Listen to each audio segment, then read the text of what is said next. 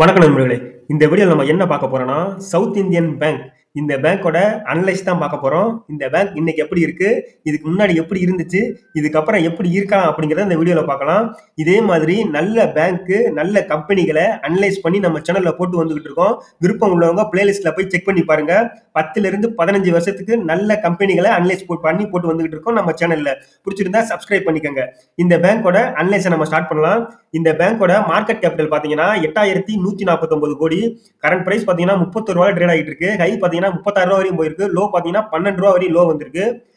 இந்த பேங்க் கடன் பாத்தீங்கன்னா 98,645 கோடி கடன் இருக்கு. ப்ரொமோட்டர் ஹோல்டிங் பாத்தீங்கன்னா 00ல இருக்கு. சேல்ஸ் growth பாத்தீங்கன்னா 20.5% இருக்கு. ரிசர்வ் பாத்தீங்கன்னா 6,465 கோடி வச்சிருக்காங்க.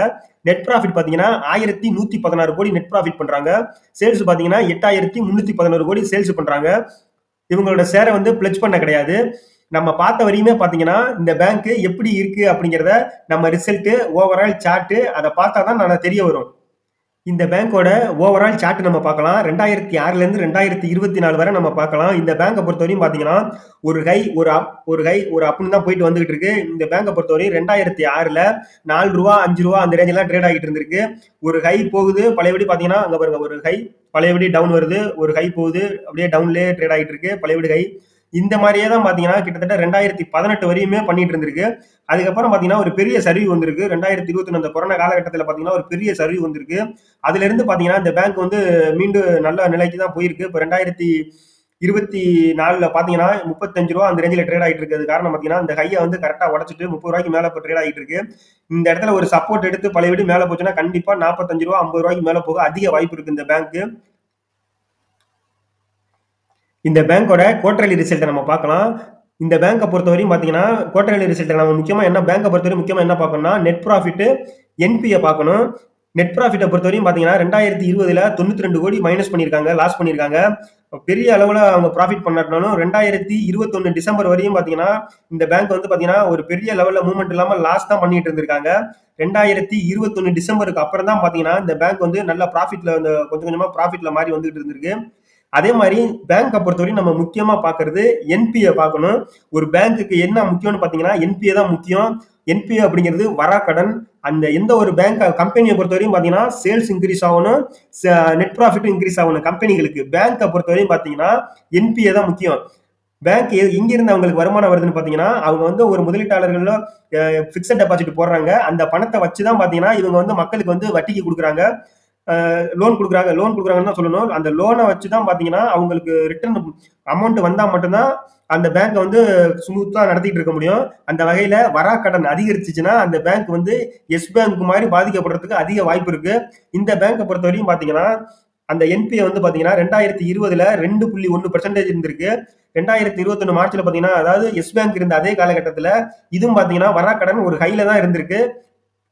4.715 இருந்திருக்கு. அதுக்கப்புறம் பாத்தீங்கன்னா 3.85 3.52 அந்த மாதிரி இருந்ததை இவங்க என்ன பண்ணிருக்காங்க, அதுக்கப்புறம் இந்த பேங்க் எஸ் பேங்க் மாதிரி ஒரு நிலைமை வந்துடும் அப்படிங்கிறதுக்காக இவங்க முன்கூட்டியே சுதாரிச்சுக்கிட்டு வரா கடனை கொஞ்சம் கொஞ்சமா கம்மி பண்ணிட்டே வந்துகிட்டு இருக்காங்க. பார்த்தாலே தெரியும் 2.9 2.8 2.5 2.2 1.8ன்னு குறைச்சிக்கிட்டே வந்து இப்போ வந்து பாத்தீங்கன்னா 1.61% கொண்டு வந்துட்டாங்க. இந்த கம்பெனிக்கு இது ஒரு நல்ல விஷயம். வராக்கடனை எந்த ஒரு பேங்க் எல்லாம் குறைச்சு நல்ல நிர்வாகம் பண்ணிக்கிட்டு இருக்காங்களோ லாங் டைம்ல அந்த பேங்க் ஒரு நல்ல நிலைமைக்கு போக அதிக வாய்ப்பு இருக்கு.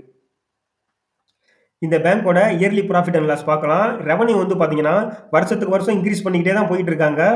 நெட் ப்ராஃபிட்டும் பாத்தீங்கன்னா 2012ல 402 கோடி பண்ணவங்க கொஞ்சம் கொஞ்சமா இன்க்ரீஸ் பண்ணிட்டு வந்தாலும் அது ஒரு கட்டத்துல பாத்தீங்கன்னா 300 கோடி அந்த ரேஞ்சில அப்படியே ஸ்டக் ஆகி நின்றுச்சுன்னு சொல்லலாம். அதுக்கப்புறம் வந்து டவுன்ல தான் போயிருக்கு. கிட்டத்தட்ட மார்ச் 2022ல பாத்தீங்கன்னா 45 கோடியும், மார்ச் 2021ல பாத்தீங்கன்னா 62 கோடியும் கம்மியா தான் ப்ராஃபிட் பண்ணிருக்காங்க. லாஸ் பக்கெட் போகல, ப்ராஃபிட் கம்மியா இருக்கு. மார்ச் 2023க்கு அப்புறம் பாத்தீங்கன்னா 775 கோடியும் வரக்கூடியதுல 1116 கோடி இவங்க வந்து ப்ராஃபிட் பண்ண அதிக வாய்ப்பு இருக்கு. இதுவரையும் மார்ச் 2023ல தான் பாத்தீங்கன்னா 775 கோடிங்கிற பெரிய ப்ராஃபிட் பண்ணிருக்காங்க. அதனாலதான் பாத்தீங்கன்னா மார்க்கெட்டும் நல்லா சப்போர்ட் பண்றதுனால இப்போ ஒரு ஹையை வந்து இந்த பேங்க் வந்து தொட்டிருக்கு. இதே மாதிரி நல்ல நிர்வாகம் பண்ணி இந்த பேங்க் வந்து அடுத்தடுத்த குவார்டர்லயும் அதுக்கு அடுத்தடுத்த இயர்லயும் நல்ல ப்ராஃபிட் பண்ணிட்டு வந்தாங்கன்னா ஒரு மல்டிபேக்கராக கூட அதிக வாய்ப்பு இருக்கு இந்த பேங்க். இந்த பேங்கோட ஷேர் ஹோல்டிங் பேட்டர்ன் நம்ம பார்க்கலாம். எஃப்ஐஐ பார்த்தீங்கன்னா 2017ல 35% வச்சிருந்தாங்க. கொஞ்சம் கொஞ்சமா கம்மி பண்ணி இப்ப 14.68% தான் வந்து பார்த்தீங்கன்னா எஃப்ஐஐ ஹோல்டு பண்றாங்க. டிஐஐ பார்த்தீங்கன்னா 7.61% தான் ஹோல்டு பண்றாங்க. பப்ளிக் பார்த்தீங்கன்னா 77.70% வந்து பப்ளிக் தான் இந்த கம்பெனியோட ஷேரை அதிகமா ஹோல்டு பண்றாங்க.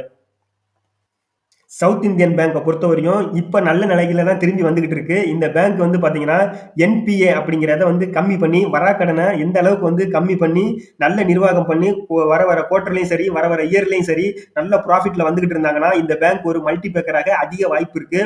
அதே நேரத்துல நம்ம வந்து யாருமே ஒரே கம்பெனில வந்து அதிகமா இன்வெஸ்ட் பண்ணக்கூடாது. நம்மளால முடிஞ்சா கொஞ்சம் கொஞ்சமா தான் பண்ணணும். இதே மாதிரி நல்ல பேங்குகளை அனலைஸ் பண்ணி நம்ம சேனல்ல போட்டு வந்துகிட்டு இருக்கோம். அதே மாதிரி நல்ல கம்பெனிகளை அனலைஸ் பண்ணி நம்ம சேனல்ல போட்டு வந்துகிட்டு இருக்கோம். இந்த வீடியோ பிடிச்சிருந்தா லைக் பண்ணுங்க, மறக்காம சப்ஸ்கிரைப் பண்ணுங்க. இதே மாதிரி வேற என்ன பேங்கை நம்ம அனலைஸ் பண்ணலாம், என்ன கம்பெனி அனலைஸ் பண்ணலாம் அப்படிங்கிறதையும் மறக்காம கமெண்ட் பாக்ஸ்ல கமெண்ட் பண்ணுங்க. நன்றி.